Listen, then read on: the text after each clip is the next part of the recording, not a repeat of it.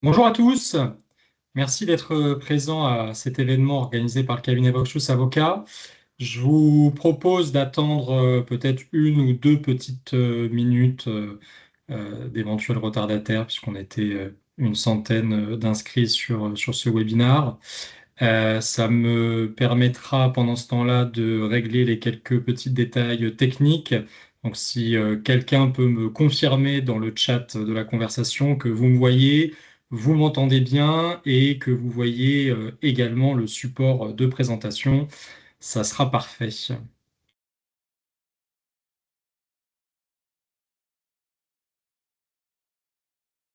Super. Ben, merci pour vos retours. Donc, attendons encore jusqu'à 32. Et puis, de toute façon, pour ceux qui arriveront en cours de route, il y aura le replay du webinaire qui sera disponible.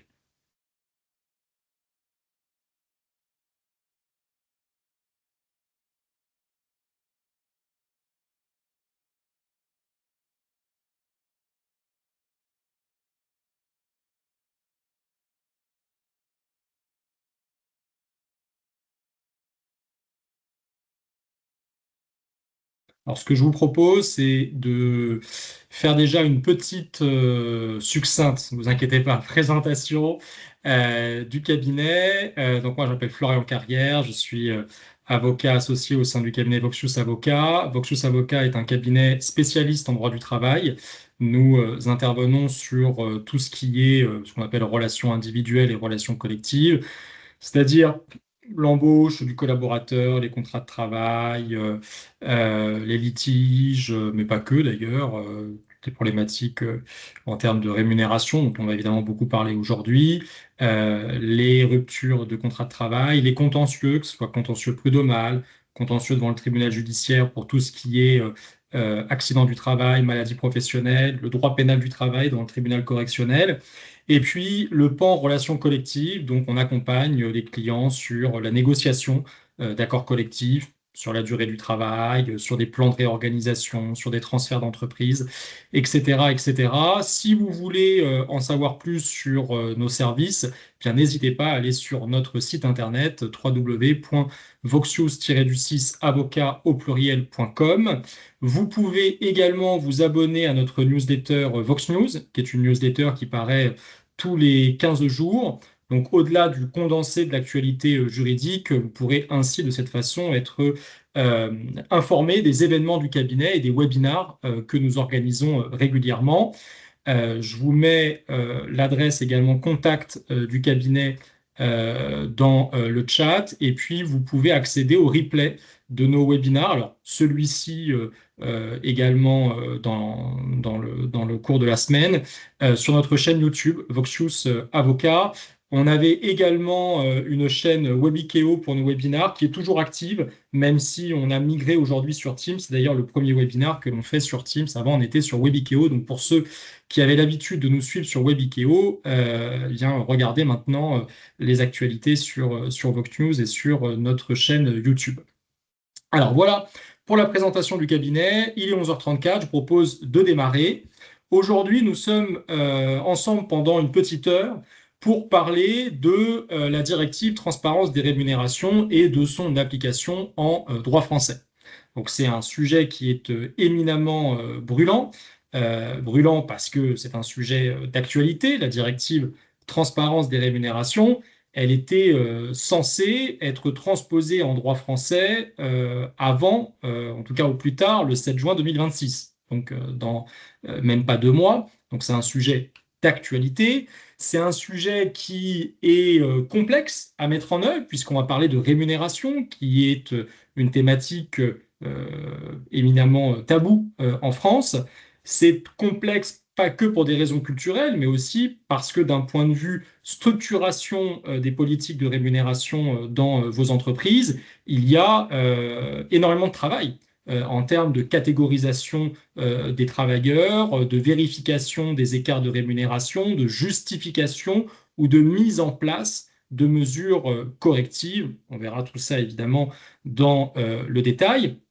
Et puis c'est anxiogène parce que on attend toujours les règles précises d'application. Vous le voyez dans la frise chronologique que je vous présente. La directive, elle date du 10 mai 2023. Donc c'est une directive qui a déjà 3 ans maintenant. Et pourtant, on n'a toujours pas les règles précises d'application en France. La date butoir du 7 juin 2026 est une date butoir au niveau européen. Tous les États membres de l'Union européenne euh, doivent en principe à cette date avoir transposé la directive. Alors, on va le voir dans quelques slides. Je vous fais très rapidement, je vous ferai un petit état de droit comparé. La France n'est pas le seul mauvais élève, mais c'est vrai que l'an dernier, je faisais une formation pour une entreprise au mois de juin et on avait eu à ce moment-là une communication du gouvernement indiquant que la France serait en avance et que dès la fin de l'année 2025, il y aurait une loi de transposition. Bon, bah, au final, on n'a rien fait en 2025 et même là, début 2026, on est à la traîne. Donc c'est anxiogène parce qu'on n'a pas encore les règles précises d'application.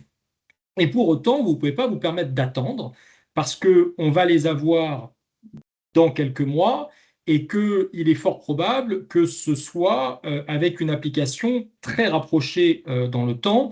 Or, il y a un travail RH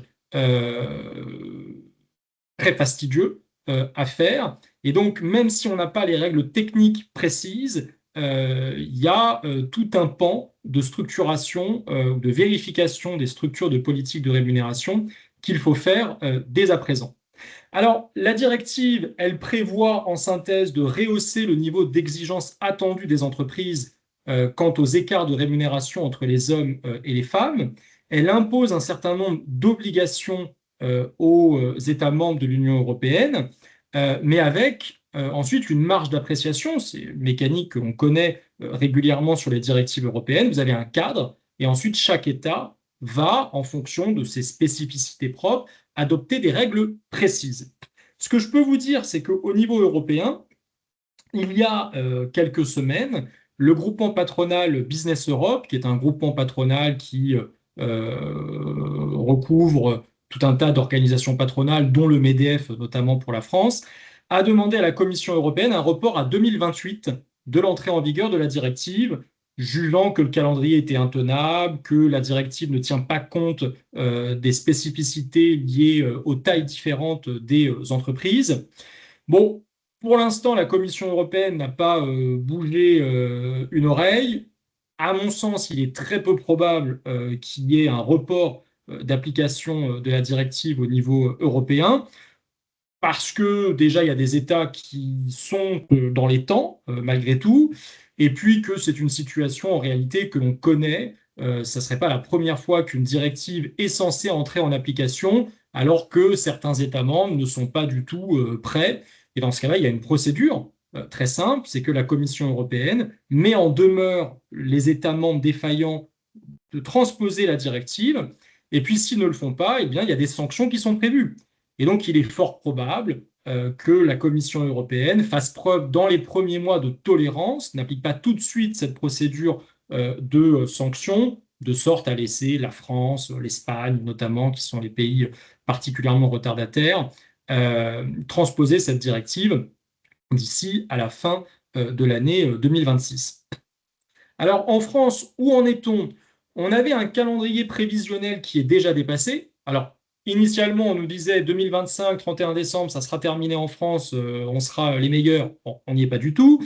Mais même ce qui avait été prévu au début de l'année, c'est déjà à mettre à la poubelle. La seule chose qui a été faite, et c'est pas rien non plus, parce qu'on va beaucoup parler de ça aujourd'hui, c'est la communication d'un avant-projet de loi aux partenaires sociaux au mois de mars. Donc on a déjà un texte, comme son nom l'indique, c'était un avant-projet, ça veut dire que c'est un texte qui devait déjà être un petit peu discuté avec les partenaires sociaux. Ensuite, on devait saisir le Conseil d'État et après seulement le déposer pour une discussion à l'Assemblée nationale. Donc aujourd'hui, l'avant-projet de loi a déjà mis vent debout des syndicats qui demandent au gouvernement de revoir sa copie. Pour l'instant, on n'a pas d'autre texte que cet avant-projet de loi. Et donc, il est peu probable que l'on ait effectivement un dépôt au Parlement d'ici au mois prochain, ce qui était initialement prévu. Le gouvernement nous a dit de façon informelle ces derniers jours que le vrai objectif, c'était une discussion de la loi à l'Assemblée nationale d'ici la fin de l'année. Donc pour une adoption définitive entre septembre et décembre 2026, sachant que derrière, il faudrait ensuite des décrets d'application, parce qu'on va le voir, il y a pas mal de décrets d'application qui seront attendus pour préciser certains points. Donc, au mieux, on aurait une entrée en application probablement pour le 1er janvier 2027 en France, sachant que tout ne rentrera de toute façon pas en application immédiatement. Il va y avoir des applications différées dans le temps, mais au mieux, ça serait le 1er janvier 2027, avec donc cette difficulté qui est que si vous attendez décembre 2026 pour savoir à quelle sauce vous allez être mangé et qu'il y a des obligations qui s'appliquent dès le 1er janvier 2027, ça va être extrêmement complexe. Alors, très rapidement, je vous disais, un état de droit comparé, vous le voyez, il y a certains pays qui sont, alors c'est un état qui n'est pas exhaustif au demeurant, certains pays qui sont déjà très avancés dans la transposition de la directive, c'est le cas notamment de la Belgique, de la Pologne, des pays qui sont dans le ventre mou, qui ont avancé mais qui n'ont pas encore totalement transposé, comme l'Italie, la Finlande, l'Irlande, et puis des pays qui sont en retard, la France, l'Espagne, l'Allemagne, les Pays-Bas, pour l'instant, sont loin d'être prêts pour une mise en application de la directive dès le mois de juin 2026. Alors, quelques statistiques sur les écarts de rémunération entre les hommes et les femmes. Il faut savoir que au sein de l'Union européenne, l'écart salarial entre les femmes et les hommes, certes, est en diminution constante, mais reste quand même significatif puisqu'on est aujourd'hui aux alentours de 12,7% d'écart salarial entre les hommes et les femmes au niveau de l'Union européenne. Et si on fait un focus sur la France, dans le secteur privé, les femmes gagnent encore en moyenne 21,8% de moins que les hommes. Alors, c'est des statistiques, en fonction des études, vous avez des taux différents, notamment ça dépend si on regarde la durée du travail équivalente ou pas, mais grosso modo, vous avez toujours un écart de rémunération qui est supérieur à 20%. Et l'objectif de la directive transparence des rémunérations est de diminuer cet écart entre les hommes et les femmes. Alors, cette directive, elle suscite des attentes et des craintes. Quand on regarde, je vous ai mis quelques éléments d'une étude de la NDRH du mois de février de cette année, 57% des DRH qui ont été interrogés considèrent que la directive est une avancée nécessaire, va dans le bon sens, mais 78% d'entre eux reconnaissent ne pas avoir du tout commencé la démarche de mise en œuvre, ce qui est une statistique écrasante et, à mon sens, inquiétante, tant le travail est important. Et quand on regarde ensuite du côté des salariés, on a 53% des salariés interrogés qui attendent l'entrée en vigueur de cette directive pour vérifier leur positionnement salarial, ce qui est effectivement un des objets de cette directive. 40% qui souhaitent se comparer avec un collègue direct, donc qui n'ont pas trop compris le principe de la directive, mais ça, c'est une idée qui a été beaucoup véhiculée dans les médias mainstream de dire demain, vous allez pouvoir connaître la rémunération de Pierre-Paul Jacques. Bon, on le verra, c'est pas ça, c'est des moyennes de rémunération dans la catégorie à laquelle vous appartenez. Et puis, on a 13% qui s'intéressent aux informations qui pourraient être obtenues sur la rémunération des dirigeants. Donc, on a à la fois une grande attente sur la transposition de cette directive et en même temps une crainte de savoir comment on va pouvoir mettre ça en application et quelles vont être les conséquences sur le climat social dans l'entreprise. Si on rentre un peu plus dans le vif du sujet, mais toujours de façon assez macro, quels sont les principes, les grands principes issus de cette directive que l'on va analyser ensemble au cours de ce webinaire? On a tout d'abord des nouvelles obligations en matière de droit d'accès des salariés aux informations sur la rémunération de leur catégorie.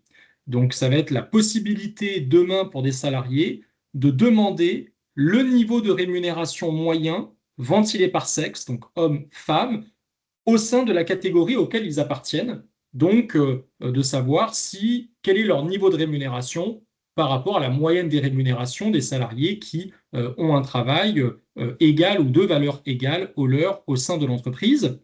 C'est l'obligation de transparence dans les méthodes de recrutement, avec l'obligation d'être transparent sur la rémunération ou la fourchette de rémunération qui va être appliquée. C'est également des nouveautés en matière de mesure des écarts de rémunération. Et on va le voir, en fait, en France, on va utiliser un dispositif que l'on connaît déjà, qui est l'index égalité homme-femme, qui va être remanié, mais qui va être le point d'entrée dans cette nouvelle obligation, avec des obligations qui vont être différenciées en fonction de la taille de l'entreprise, tant pour la mesure des écarts de rémunération entre les hommes et les femmes que les obligations d'action à mettre en œuvre quand il y a un écart de rémunération supérieur à un seuil qui sera fixé par décret et qui sera probablement de 5%. C'est-à-dire que si au niveau d'une catégorie donnée, vous avez un écart de rémunération entre les hommes et les femmes qui est inférieur à 5%, il n'y aurait pas d'obligation de mettre en œuvre des mesures d'amélioration de cet indice. Par contre, au-delà de 5%, là, il y aurait une série d'obligations qui rentreraient en vigueur. On va avoir un rôle central du CSE et des délégués syndicaux, puisque, on le verra dans un instant, en fonction de la taille de l'entreprise, le CSE devra être informé ou consulté sur les mesures pour les écarts de rémunération. Et puis, on va avoir une priorité à l'accord collectif pour la mise en place de tout un tas d'obligations.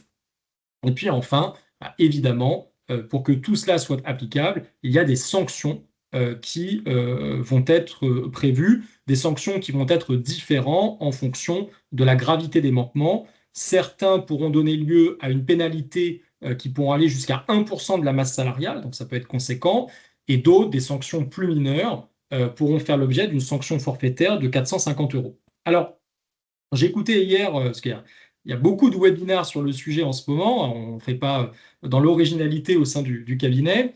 Et d'ailleurs, petit aparté, euh, faites attention à ce que vous pouvez entendre, parce que on est typiquement sur le sujet qui est à cheval entre le droit et les solutions RH. Et donc, vous avez des formations par des juristes, par des cabinets d'avocats sur la directive transparence des rémunérations qui sont très qualitatives. J'en ai assisté à plein, qui étaient très intéressantes. Et puis, vous avez aussi beaucoup de prestataires de solutions SIRH qui en profitent pour promouvoir leurs outils, et c'est tout à fait normal, et c'est très intéressant. Il y a des outils que je pourrais, moi, recommander à mes clients, mais qui, du coup, font aussi une analyse juridique de la directive par des personnes qui ne sont pas forcément des juristes. Et moi, j'ai assisté hier, je tairai le nom, d'une entreprise qui a fait un webinaire sur la directive transparence des rémunérations, et j'avais pas mal de, j'ai envie de dire d'énormité, en tout cas d'inexactitude sur des points de droit assez importants. Donc faites attention à ça. Et donc typiquement sur les sanctions forfaitaires, je pensais à ça. Hier, on me disait que c'était 450 euros au total et que donc c'était pas forcément une sanction très incitative pour les entreprises à se mettre en conformité. 450 euros, ça peut paraître peu quand on est une grosse entreprise, mais c'est 450 euros par manquement constaté, par occurrence. Donc au contraire, quand vous avez un nombre important de salariés concernés par les manquements, vous pouvez avoir des, euh, des, des, des montants extrêmement significatifs. Alors, rentrons sur le premier point qui est les nouvelles obligations au stade du recrutement. À partir du moment où la loi sera transposée en France, la première obligation qui s'appliquera aux entreprises, c'est de prévoir dans les offres d'emploi la mention de la rémunération qui va être proposée. Soit une rémunération fixe, soit une fourchette de rémunération. L'objectif, c'est, vous l'avez compris, de combattre à la racine le mal, c'est-à-dire le fait à partir du moment où, dans une offre d'emploi, vous ne mettez pas de rémunération, ça va être une rémunération qui va être déterminée en fonction des négociations à l'occasion des entretiens d'embauche, et tout le monde n'a pas les mêmes talents de négociateur. Et donc, si vous recrutez plusieurs salariés sur le même poste, sans avoir de grille de rémunération claire, contradictoire, vous aurez certainement des embauches à des niveaux de rémunération différentes qui ne seront pas justifiés parce que les talents de négociation, ce n'est pas un élément de différenciation entre les collaborateurs. Et donc, dès le début, vous allez avoir une inégalité en matière de rémunération qui va peut-être ne cesser de s'accroître tout au long de l'exécution du contrat. Donc, pour être transparent dès le début, on demande dans toutes les offres d'emploi d'avoir une rémunération ou une fourchette de rémunération. Alors, une question qui m'a été posée par un client était de dire, mais euh, qu'est-ce qu'on entend par fourchette de rémunération? Fourchette, ça peut être très restreint, comme ça peut être très large. Ni la directive, ni l'avant-projet de loi ne vient restreindre la notion de fourchette. Et je pense que la loi définitive ne le précisera pas, donc ça sera à vous de déterminer la fourchette de rémunération. Il est évident que si vous mettez une fourchette de rémunération très large, ça contourne l'obligation de transparence, et ce n'est pas forcément une bonne chose, parce que euh, en fait, si vous mettez une fourchette de rémunération trop large, ça veut dire que très probablement, vous allez avoir sur des mêmes postes des candidats qui vont être embauchés avec des rémunérations différentes, et que donc quand vous allez analyser ensuite vos écarts de rémunération, ou même, sans parler des écarts de rémunération à analyser, lorsque un salarié demain va vous demander quel est le niveau moyen de rémunération dans sa catégorie, eh bien, vous allez vous retrouver avec des différences de rémunération que vous ne pourrez pas justifier. Donc, si vous avez des fourchettes de rémunération trop larges, vous allez déplacer le problème, mais le problème subsistera en cours d'exécution. Et puis, au-delà de ça, il faut aussi se dire que si vous mettez dans votre offre d'emploi une fourchette de rémunération importante, de 30 à 40 K, par exemple, le salarié qui va être embauché à 30 K, qui va être embauché dans le manche de la fourchette, forcément, ça va avoir un effet déceptif et ça va générer des frustrations. Donc, vous avez quand même tout intérêt à avoir des fourchettes de rémunération qui en sont assez étroites. Après, c'est sûr que en fonction du poste qui est ouvert, des écarts de rémunération peuvent se justifier. Si vous êtes sur des postes en bas de l'échelle de la classification, très probablement que la fourchette va être assez restreinte parce que, je sais pas moi, vous êtes dans le commerce de gros, vous avez des salariés qui sont embauchés, je sais pas moi, vous avez des caissiers par exemple, vous allez embaucher des caissiers, il n'y a pas de raison qu'il y ait une différence de rémunération importante. Et donc certainement que la fourchette de rémunération va être très précise. Par contre, quand vous êtes sur des niveaux d'emploi plus élevés, là, peut-être que les diplômes, l'ancienneté, l'expérience professionnelle sont des éléments différenciants qui vont être beaucoup plus justifiés et donc vous pouvez avoir une fourchette de rémunération plus large. Moi, ma préco, ce serait de dire sur des niveaux d'emploi qui ne justifient pas des responsabilités importantes, peut-être que l'écart devrait être limité au maximum à 5% dans les fourchettes de rémunération. Et 5%, ce n'est pas un chiffre que je donne à la volée, c'est justement le seuil qui sera probablement entériné par décret comme étant le seuil qui, s'il est dépassé, nécessitera pour l'employeur de prendre des mesures pour assurer une meilleure égalité de rémunération. Et donc de se dire, quand on est sur la plupart finalement des offres d'emploi, de limiter la fourchette de rémunération à 5% d'écart entre le plancher et le plafond, et quand on est sur des postes à des niveaux de responsabilité plus élevés, peut-être élargir la fourchette, mais en restant dans des degrés raisonnables. Donc ça, c'est le premier point. Puis le deuxième point, c'est que vous devrez prévoir demain dans l'annonce les dispositions conventionnelles pertinentes en matière de rémunération. C'est-à-dire que si vous appliquez juste la convention collective, et ben, de préciser quels sont les éléments de rémunération prévus par la convention collective, soit une prime de 13e mois, la prime de vacances dans la convention collective Syntec par exemple. Et si vous avez des accords collectifs d'entreprise sur la rémunération, de mentionner également ce qu'ils prévoient de sorte qu'il y ait une transparence complète sur la rémunération au stade de la diffusion de l'offre d'emploi. Et puis, si il n'y a pas eu d'offre d'emploi, ce qui est possible de diffuser, dans ce cas-là, ces informations doivent être communiquées par écrit au candidat avant ou au plus tard pendant l'entretien d'embauche.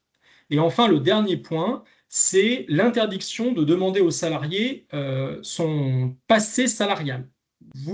Il sera inscrit dans la loi l'interdiction de demander aux salariés quelle est sa rémunération actuelle ou quel est l'historique des rémunérations qu'il a pu percevoir à l'occasion de précédents emplois, euh, ce qui euh, est dans la logique de la directive. On veut que les politiques de rémunération soient objectivées, et donc ce qui compte, c'est pas d'où vous venez, c'est où vous allez. Est-ce que vous avez les compétences pour occuper le poste qui est ouvert? Et dans ce cas-là, vous allez accéder aux grilles de rémunération de ce poste, peu important la rémunération que vous percevez actuellement dans votre emploi. Donc voilà pour les nouvelles obligations au stade du recrutement. C'est certainement pas la partie la plus complexe de la directive. Le deuxième pan, qui est un pan important, c'est donc la refonte de l'égalité de l'index égalité homme-femme. Alors, cet index, qui donc un outil que l'on connaît parfaitement aujourd'hui, qui est applicable à toutes les entreprises d'au moins 50 salariés, on va l'utiliser, on va le refondre avec un certain nombre d'indicateurs. Alors, je vais passer directement la slide après, je reviendrai ensuite à la précédente. Aujourd'hui, vous savez, l'index égalité homme-femme est constitué autour de 4 ou 5 indicateurs en fonction de l'effectif de l'entreprise. Demain, ce sera 7 indicateurs qui devront être définis par décret, mais je vous ai d'ores et déjà donné ici la liste qui est prévue par la directive et qui donc, avec peut-être quelques ajustements, sera celle qui sera appliquée dans la loi définitive. Et on va aller tout de suite au septième indicateur, parce que c'est ça qui nous occupe aujourd'hui. Le septième indicateur, c'est un indicateur sur l'écart de rémunération entre les femmes et les hommes par catégorie de travailleurs, ventilé par salaire ou par traitement de base et par composante variable ou complémentaire. Donc, concrètement, c'est l'écart de rémunération prenant en compte le package de rémunération, pas que la rémunération fixe, également tous les éléments de rémunération variable ou complémentaire. Et donc, ce septième indicateur va devoir être déclaré pour toutes les entreprises à partir de 50 salariés. J'insiste sur le fait que c'est toutes les entreprises à partir de 50 salariés, qu'il y ait ou non une section syndicale dans l'entreprise. Ça fait partie également des énormités que j'ai entendues hier dans une formation où une question avait été posée, mais si j'ai pas de syndicat, est-ce que je suis soumis à cette obligation? Et on a répondu que non. Si vous avez des syndicats ou pas, vous serez soumis à cette obligation. C'est juste une notion d'effectif. En dessous de 50 salariés, ça ne vous concerne pas. Au-dessus de 50 salariés, ça vous concerne. Ce qui va être différent, c'est la teneur de cette obligation en fonction de votre niveau d'effectif. C'est-à-dire que de 50 à 249 salariés, le septième indicateur sur l'écart de rémunération entre les hommes et les femmes devra être déclaré probablement tous les 3 ans. Je dis probablement parce que c'est ce qui est prévu dans l'avant-projet de loi. Donc, il faudra voir ce qu'il y a dans la loi définitive, mais c'est certainement un point qui va être conservé, avec une mise en application qui serait à juin 2030. Donc, vous êtes entre 50 et 249 salariés. Tous les 3 ans, à partir de juin 2030, vous devrez déclarer le septième indicateur sur l'écart de rémunération entre les hommes et les femmes par catégorie de travailleurs. Et à partir de 250 salariés et plus, cette obligation de déclaration du septième indicateur serait une obligation annuelle et elle s'appliquerait dès juin 2027. Donc ça veut dire qu'elle s'appliquerait très rapidement pour ces entreprises-là. Je précise que cette périodicité de 1 an ou de 3 ans, elle ne concerne que le septième indicateur. A priori, on ne toucherait pas à l'obligation annuelle de déclaration de l'index, des résultats de l'index égalité homme-femme pour les autres indicateurs. Donc ça, c'est le premier point à retenir. Vous aurez une obligation annuelle ou triennale en fonction de votre niveau d'effectif, avec une mise en application qui sera donc plus ou moins éloignée, très tôt pour les entreprises de 250 salariés et plus, surtout si on ne connaît la loi que d'ici à la fin de l'année, c'est-à-dire que vous aurez moins de 6 mois pour vous préparer, et à une échéance plus lointaine, certainement 3 ans, pour les entreprises en dessous de 250 salariés.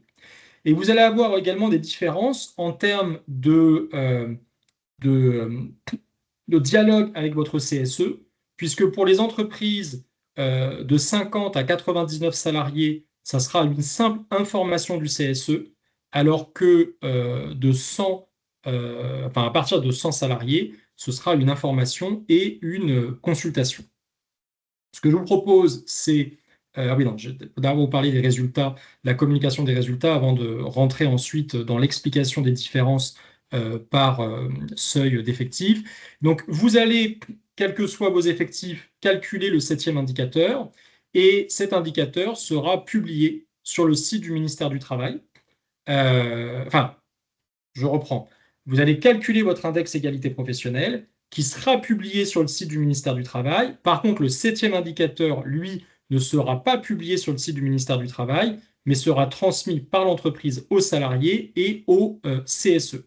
Et ce qui est prévu dans l'avant-projet de loi, c'est que si la communication des résultats du septième indicateur est susceptible d'entraîner directement ou indirectement la divulgation d'informations sur la rémunération d'un salarié qui serait identifiable parce qu'il n'y a pas suffisamment de salariés dans la catégorie à laquelle il appartient, dans ce cas-là, l'employeur pourrait ne pas diffuser auprès de la collectivité des salariés les résultats du septième indicateur, mais simplement les transmettre au CSE qui, lui, est soumis à un devoir de confidentialité.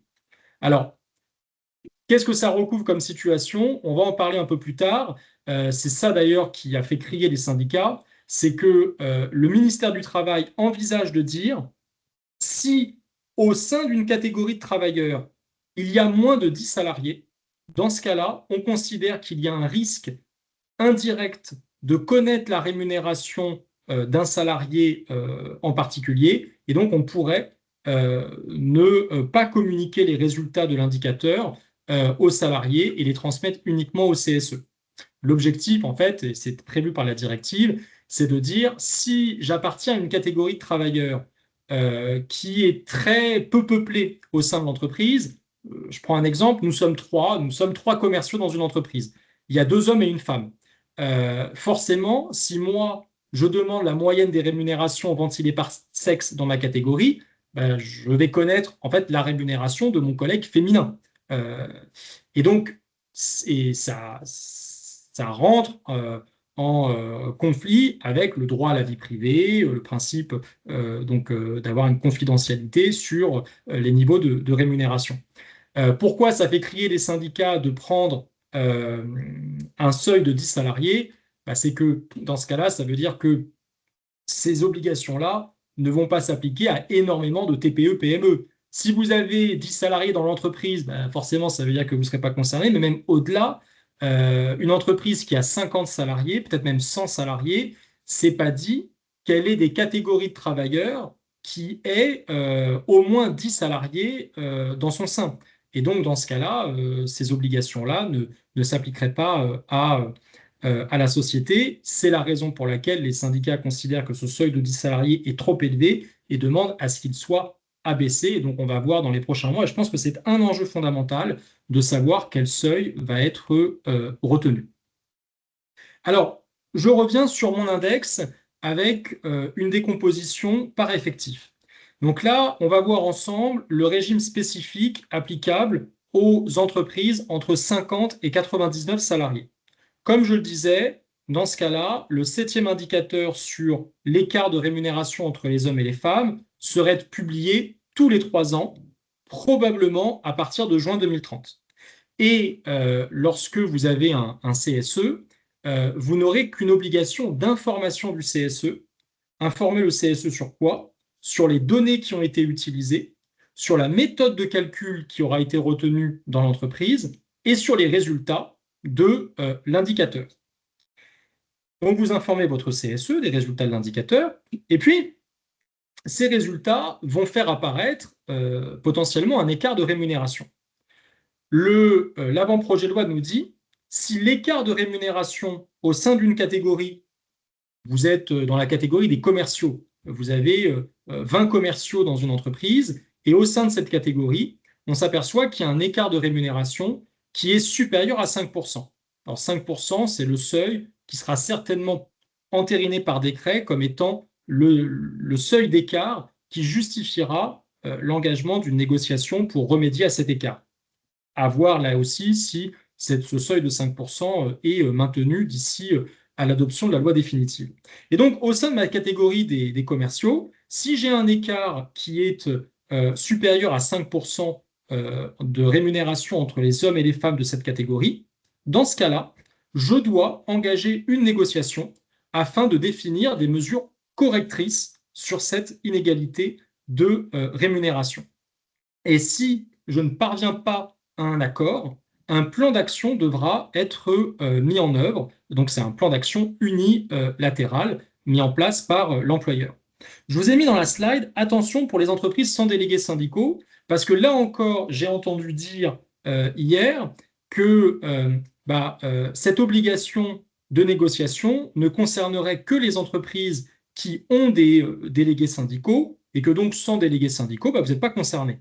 Alors, quand on regarde l'avant-projet de loi, vous n'avez aucune condition liée à l'existence de syndicats dans l'entreprise, et il est fort probable que ça ne sera pas le cas, parce que si vous regardez ce qui existe déjà pour les obligations en matière d'égalité professionnelle, vous avez une obligation de négocier un accord collectif sur l'égalité professionnelle lorsque vous avez plus de 50 salariés et une section syndicale dans l'entreprise.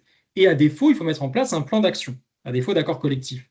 Le Conseil d'État, dans un arrêt qui est certes assez récent, d'octobre 2025, est déjà venu dire pour cette obligation liée à l'égalité professionnelle qu'une entreprise qui a plus de 50 salariés, mais qui n'a pas de délégués syndicaux, est soumise à l'obligation de mettre en place un plan d'action.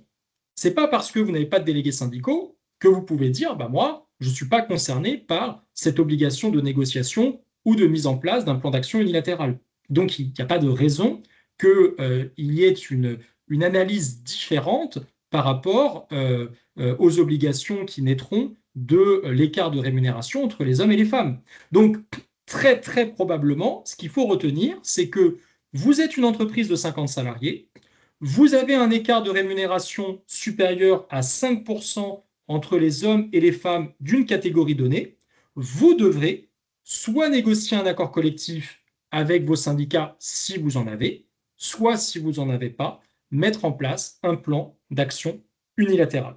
Mais ne considérez pas que vous n'êtes pas soumis à cette obligation si vous n'avez pas de délégués syndicaux.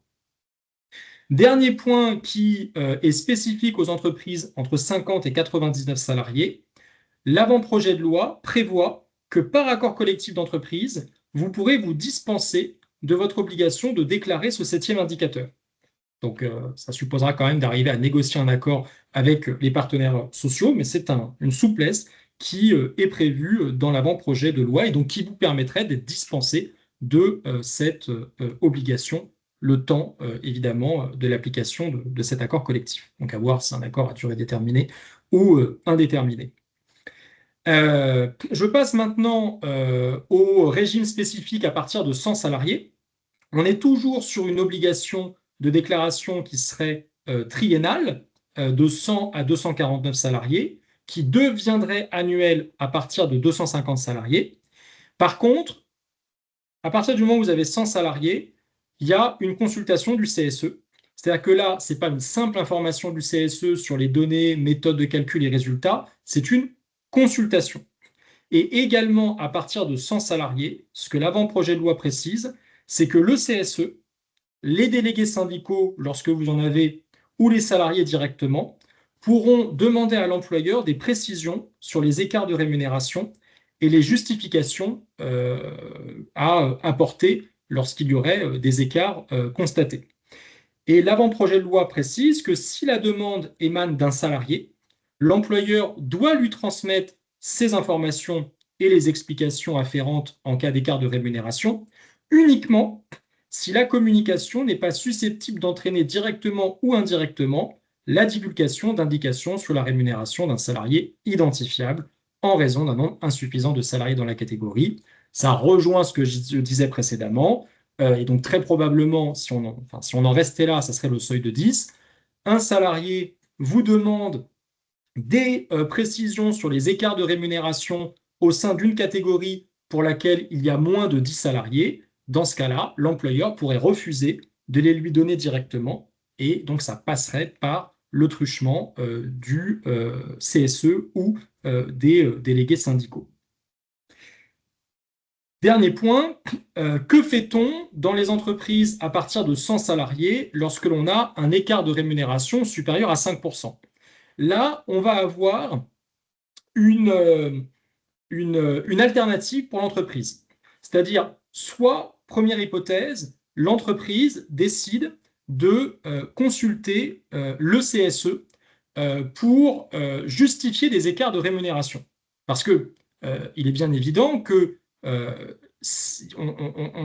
l'obligation n'est pas de tendre à une égalité totale de rémunération. Vous pouvez avoir des éléments différenciants. Vous pouvez avoir des éléments différenciants qui tiennent à la situation du marché, le fait d'avoir une pénurie de candidats, le fait, en fonction de la date d'embauche également, il y a des événements dans l'entreprise, en fonction de la localisation, enfin, vous avez tout un tas de situations qui peuvent aussi tenir à la personne du salarié. Évidemment, vous pouvez toujours tenir compte dans la fixation des rémunérations des différences de diplôme, des différences d'expérience, de qualification professionnelle, de polyvalence.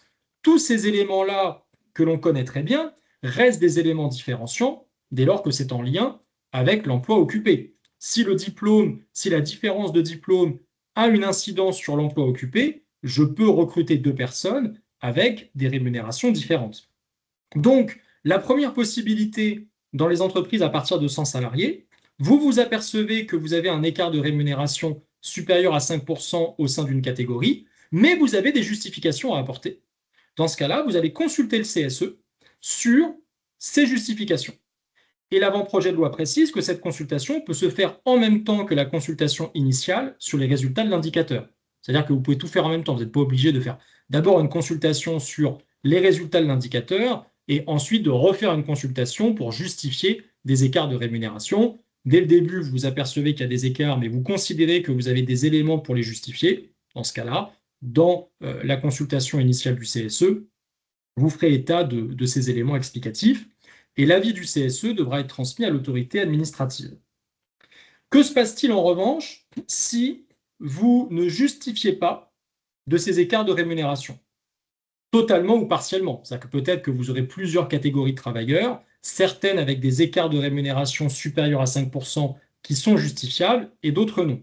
Dans ce cas-là, la loi précise que vous aurez un délai de 6 mois à compter de la première déclaration de votre septième indicateur pour remédier à ces écarts, par accord collectif prioritairement ou par décision unilatérale de l'employeur à titre subsidiaire.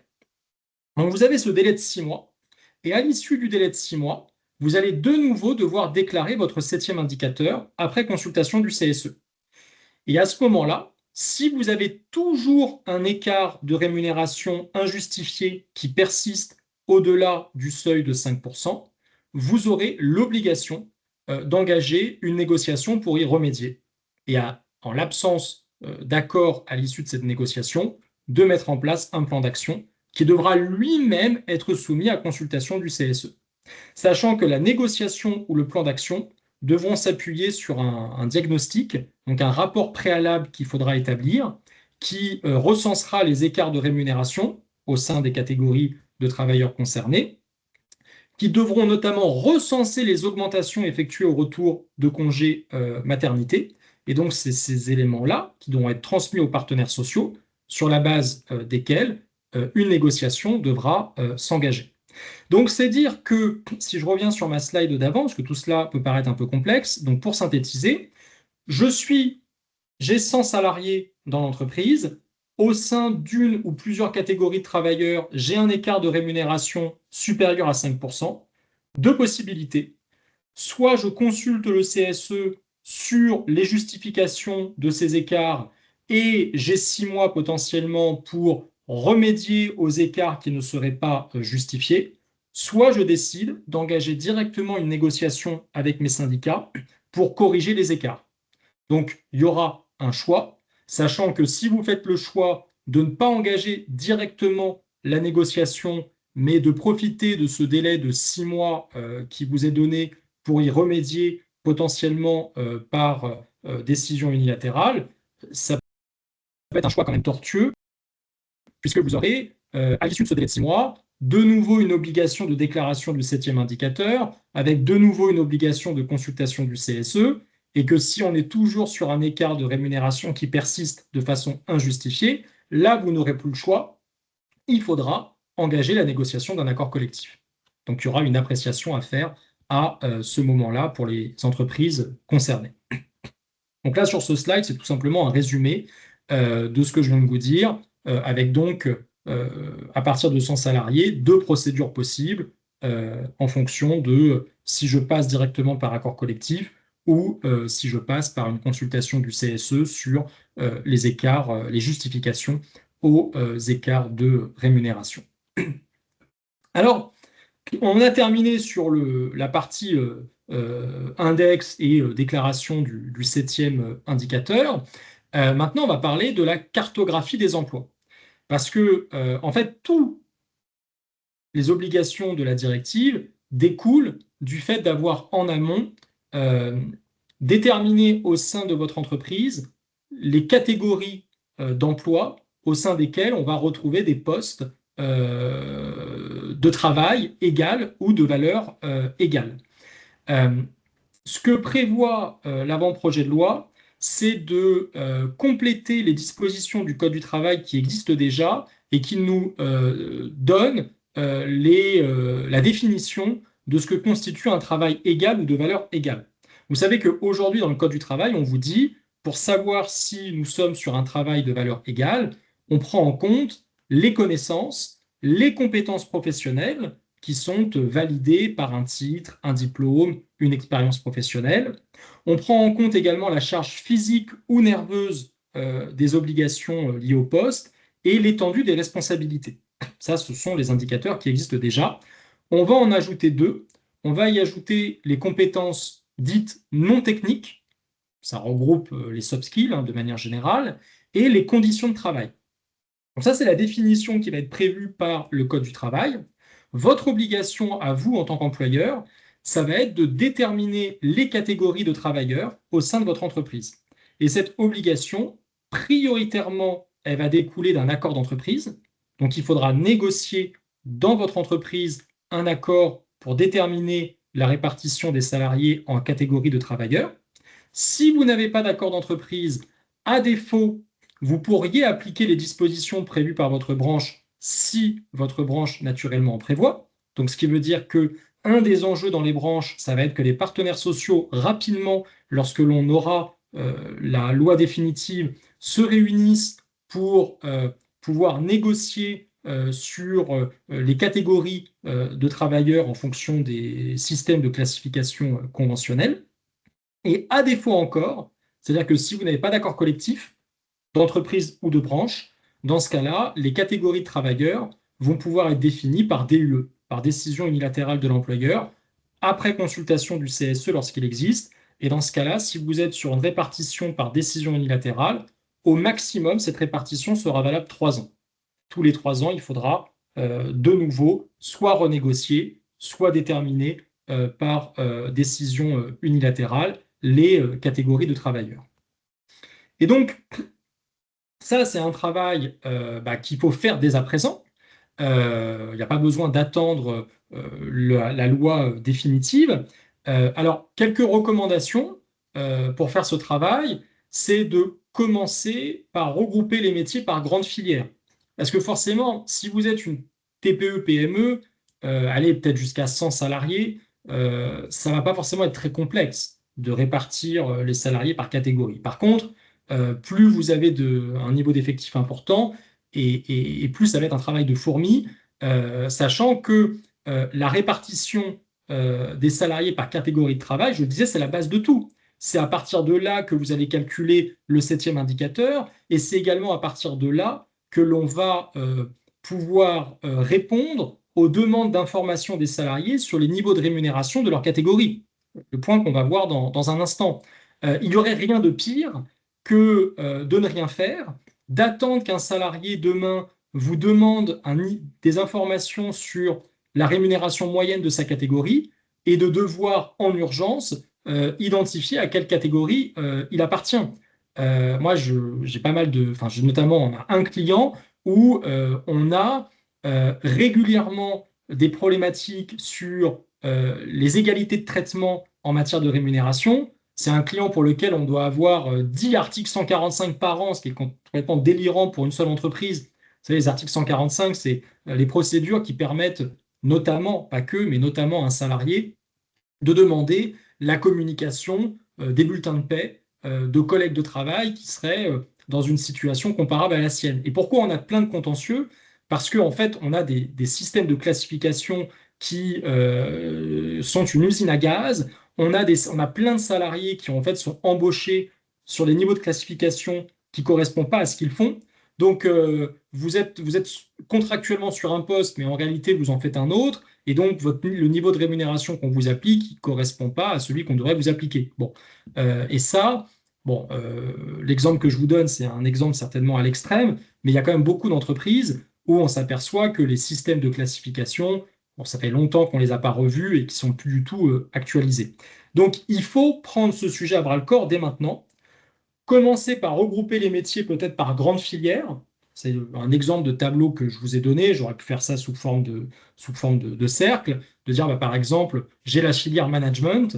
Dans cette filière management, bah, je regroupe qui? Je regroupe les directeurs d'agence, je regroupe les responsables de service. J'ai une filière commerciale. Quels sont les postes que je regroupe dans cette filière? Etc. etc.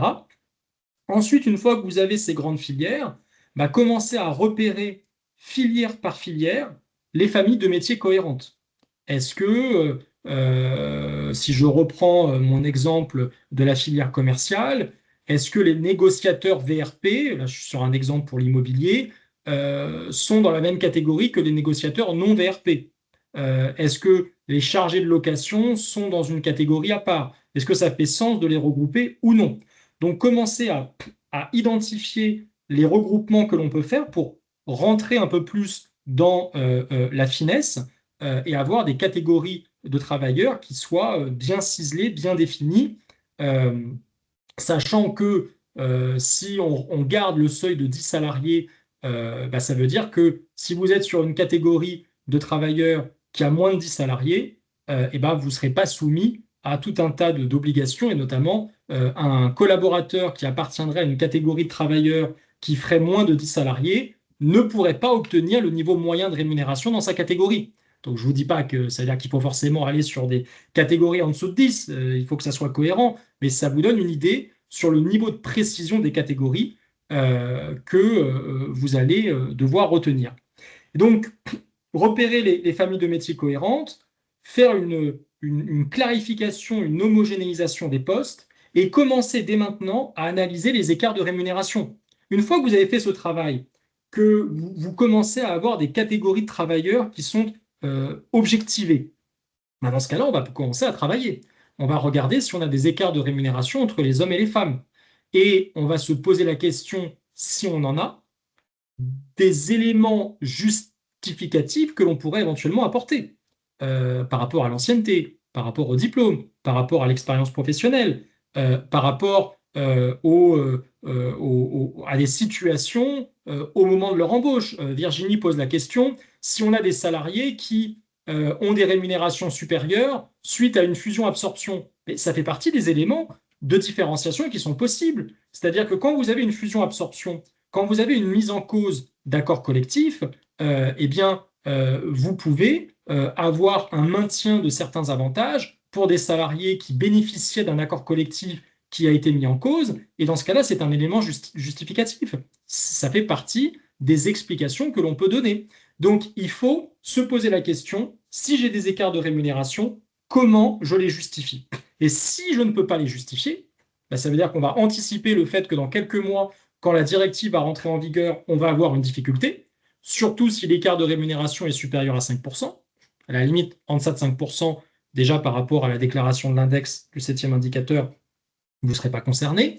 Mais donc, si vous êtes au-dessus de 5%, bah, il faut planifier les corrections à déployer pour les écarts salariaux injustifiés. Donc ça, c'est vraiment le sujet RH du moment. Il faut le prendre à bras-le-corps dès maintenant si ce n'est pas le cas, et ça doit vous occuper certainement jusqu'à la fin de l'année. Et puis après, quand on aura la loi définitive, eh bien, les précisions techniques pourront permettre d'ajuster ce travail. Mais si vous ne faites pas ce travail-là dès maintenant, vous risquez de vous retrouver dans une situation très compliquée parce que euh, ça fait le lien avec le droit à l'information des salariés. Il est évident que au 1er janvier 2027, si c'est la date d'entrée en application qui sera retenue pour le droit à l'information des salariés, vous allez avoir dans de nombreuses entreprises des salariés qui vont en profiter, et c'est de bonne guerre, c'est un droit qui leur est reconnu, vont en profiter pour vous interpeller sur le niveau de rémunération moyen dans leur catégorie.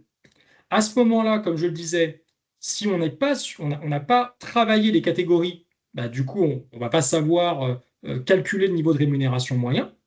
Et puis, si on n'a pas anticipé les justifications à donner aux écarts de rémunération, on va se retrouver dans une situation où on va devoir répondre dans l'urgence aux salariés et bah, on va donner des explications qui vont peut-être nous heurter à un mur très rapidement. C'est-à-dire que vous allez peut-être dire, ah ben oui, mais pourquoi j'ai un écart de rémunération enfin pourquoi je suis en dessous de la moyenne de rémunération de ma catégorie? Ah, mais parce que vous n'avez pas la même ancienneté que vos collègues. Ça marche peut-être pour lui, mais ça ne marchera pas pour un autre. Donc voilà, il faut avoir une vision globale par catégorie et identifier quels sont les éléments d'explication. Et si vous n'en avez pas, eh bien, la planification des mesures de correction, de sorte à pouvoir répondre de façon très claire et transparente aux salariés dès que ce droit sera entré en vigueur. Et donc concrètement, qu'est-ce que ce droit prévoit? C'est que chaque année, vous aurez l'obligation d'informer les salariés de leur droit à l'information sur les niveaux de rémunération. Donc, déjà, il faudra prévoir comment cette information est donnée. Et donc, le salarié pourra vous demander des informations sur son propre niveau de rémunération. Bon, ça, c'est la partie simple, hein. Ça veut dire bah, le salaire de base, mais aussi tous les avantages annexes. Donc, il faut que vous puissiez lui donner une visibilité sur tous les éléments de rémunération dont il bénéficie, la rémunération de base, les primes, les avantages en nature, véhicules de fonction par exemple, les dispositifs d'actionnariat salarial, etc., etc. Et puis, c'est évidemment la partie un peu marrante, les niveaux de rémunération moyens de sa catégorie ventilés par sexe. Et donc là, bah, je suis juriste au sein d'une grande entreprise, je vais demander le niveau de rémunération moyen dans ma catégorie. Je serai peut-être dans la catégorie service juridique. Et donc, l'employeur devra me dire, bah voilà, le niveau de rémunération moyen pour les hommes, c'est tant. Le niveau de rémunération moyen pour les femmes de ta catégorie, c'est tant. Et je devrais y répondre dans un délai qui devra être fixé par décret. Probablement, on sera sur un délai de 2 mois. Une réponse qui devra être soit directement auprès du salarié, soit par l'intermédiaire des délégués syndicaux du CSE.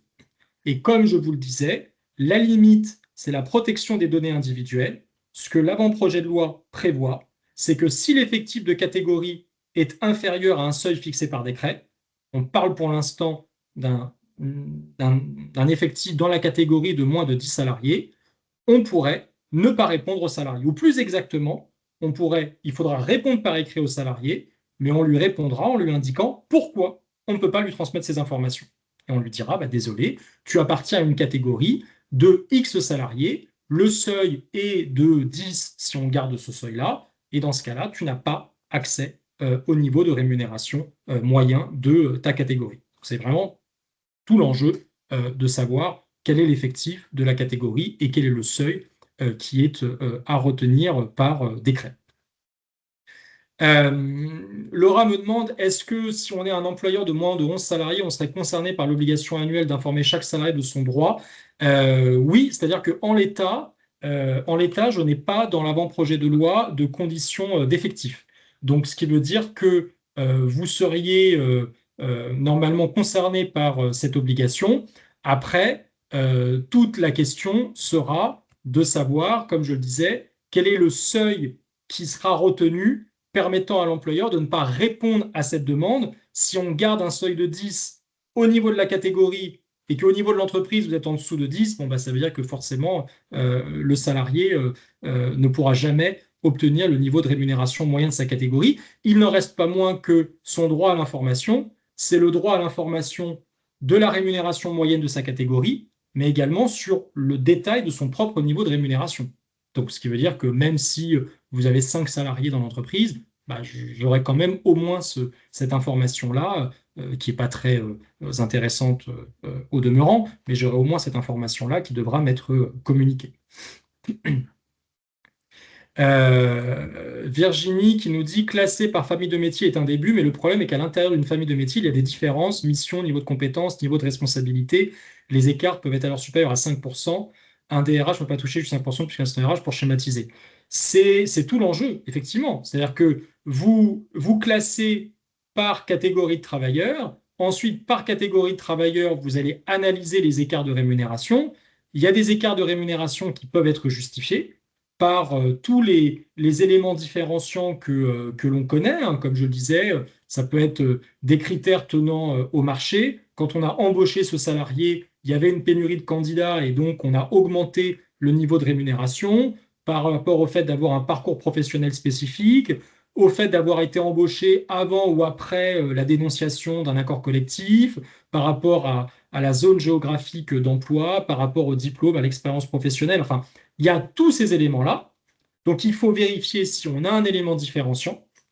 Et si on n'a pas d'élément différenciant, là, par contre, s'il y a un problème, ça veut donc dire qu'il y aura une obligation, si on est au-delà du seuil de 50 salariés, de prendre des mesures pour y remédier.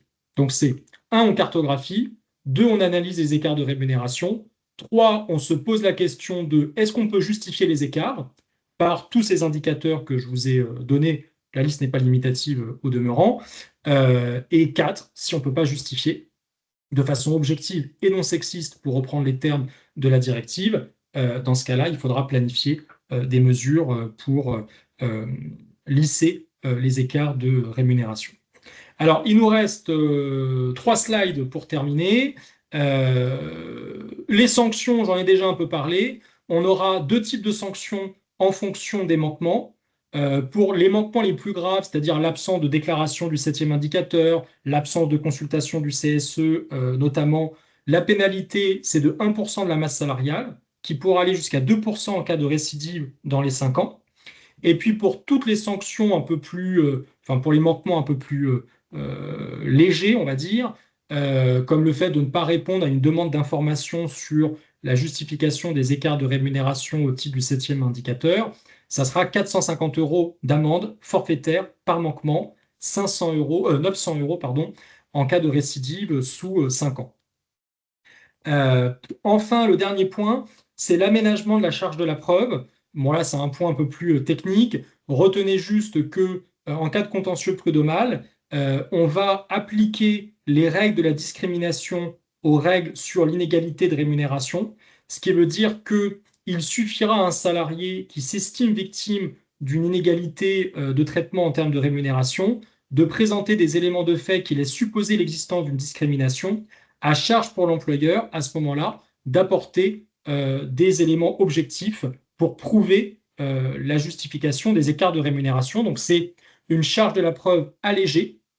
Et il est prévu que si l'entreprise n'a pas respecté ses obligations en matière de transparence salariale, là, c'est même pas une charge de la preuve allégée, c'est une charge de la preuve qui repose intégralement sur l'employeur. Donc, vous n'êtes pas à jour de vos obligations, vous avez un contentieux sur une inégalité de rémunération. Dans ce cas-là, c'est à vous de prouver, même si le salarié n'apporte pas d'éléments particuliers, de prouver les éléments objectifs et étrangers à toute discrimination justifiant les écarts de rémunération. Donc ça a quand même son incidence derrière dans les contentieux prud'homaux que vous aurez à gérer. Donc, petite synthèse du plan d'action que je vous suggère d'ici à ce qu'on ait le détail de l'avant-projet de loi. C'est tout d'abord de réaliser un audit de vos politiques de rémunération afin d'identifier les écarts salariaux existants et les mesures correctives pour y remédier, ce qui suppose en amont d'avoir catégorisé les travailleurs, de revoir la structuration des emplois pour améliorer justement la répartition des travailleurs en catégories de travail égales ou de valeur égale. Réfléchir également dès à présent à la procédure interne de traitement des demandes d'information, parce que même si vous aurez probablement un délai de 2 mois pour répondre, dans les entreprises de taille importante, vous allez peut-être au mois de janvier à devoir répondre à une quantité importante de demandes d'information. Donc réfléchir dès à présent à la procédure interne de traitement, de revoir dès maintenant, si ce n'est pas déjà fait, mais il y a beaucoup d'entreprises qui ont pris les devants là-dessus, les offres d'emploi et de réfléchir aux fourchettes de rémunération à proposer. Et puis, former, accompagner les managers sur les nouvelles implications de la politique transparence des rémunérations, parce que c'est eux qui vont évidemment être en première ligne. Je précise, ce n'est pas une question qui m'a été posée là, mais j'ai quelqu'un qui m'a posé la question la semaine dernière. Donc je suis désolé, je passe un peu du coq à l'âne, mais les slides que je voulais vous présenter sont terminés. C'est que toutes les obligations s'appliquent au niveau de l'entreprise. Donc si vous êtes dans un groupe de sociétés, ce sera des obligations par société. Par contre, très probablement, si vous êtes au niveau d'une UES et que la politique de rémunération est définie par un accord d'UES, dans ce cas-là, on pourra avoir une répartition des travailleurs au niveau de l'UES et donc pas simplement entreprise par entreprise. Voilà, c'est un point important puisque c'est une précision qui m'avait été demandée et je crois que c'est un point qui revient assez souvent dans les différentes formations auxquelles j'ai pu assister. Voilà ce que je voulais vous dire sur la transposition de cette directive. On est à peu près dans les temps.